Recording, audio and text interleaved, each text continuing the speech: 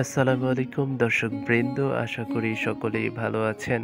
আমি এই মুহূর্তে নরসিংদীর শেষ প্রান্তে শিবপুর থানা দুলালপুর ইউনিয়ন লাখপুর গ্রামে এই মুহূর্তে অবস্থান করছি। আর আমি এই মুহূর্তে অবস্থান করছি আমাদের লাখপুর বাজার ঐতিহ্যবাহী সবজি বাজারে অবস্থান করছি। দেখতে পাচ্ছেন বিশাল বট গাছের নিচে কিন্তু বাজারটি জমে উঠেছে। আর দেখতে পাচ্ছেন অনেক ধরনের টাটকা সবজিও কিন্তু পাওয়া যাচ্ছে এবং মানুষজন কিন্তু মোটামুটি বেশ ভিড় জমিয়েছে, যেহেতু লাখপুর ঐতিহ্যবাহী বাজার অনেক দিনের পুরনো, অনেক আগের বাজার। আর বিশেষ করে কিন্তু বাজারে পর্যাপ্ত সবজি, পিওর মাছ এবং অনেক কিছুই কিন্তু উঠে থাকে। দুঃখের বিষয় হচ্ছে লাখপুর বাজারটিতে আগে ভরপুর, চতুর্দিকের মানুষ কিন্তু আগের দিনের মানুষরা কিন্তু অনেক ভিড় জমাতো, কিন্তু বর্তমান পরিস্থিতিতে দেখতে পাচ্ছেন যে লাখপুর বাজারে তেমন মানুষজন নেই, শুধু অল্প কয়েকজন মানুষজন ভিড় করেছে।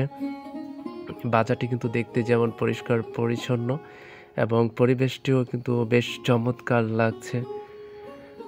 যারা এই লাখপুর বাজারে এসেছেন তারাই হয়তো বুঝতে পারবেন যে এখানকার বাজার কেমন।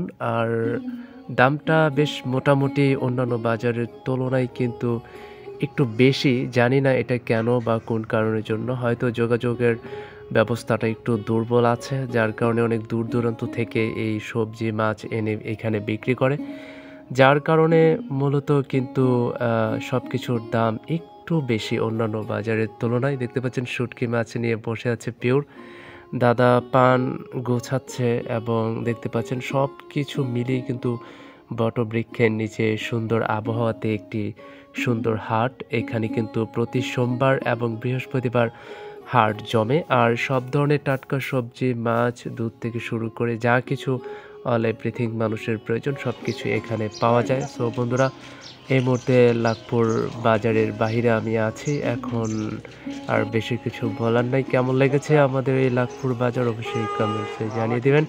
আর ভিডিওটি ভালো লাগলে একটি শেয়ার করে দেবেন, লাইক করে দেবেন, আর চ্যানেলটি সাবস্ক্রাইব করে দেবেন, পেজটি ফলো করে দেবেন। ধন্যবাদ।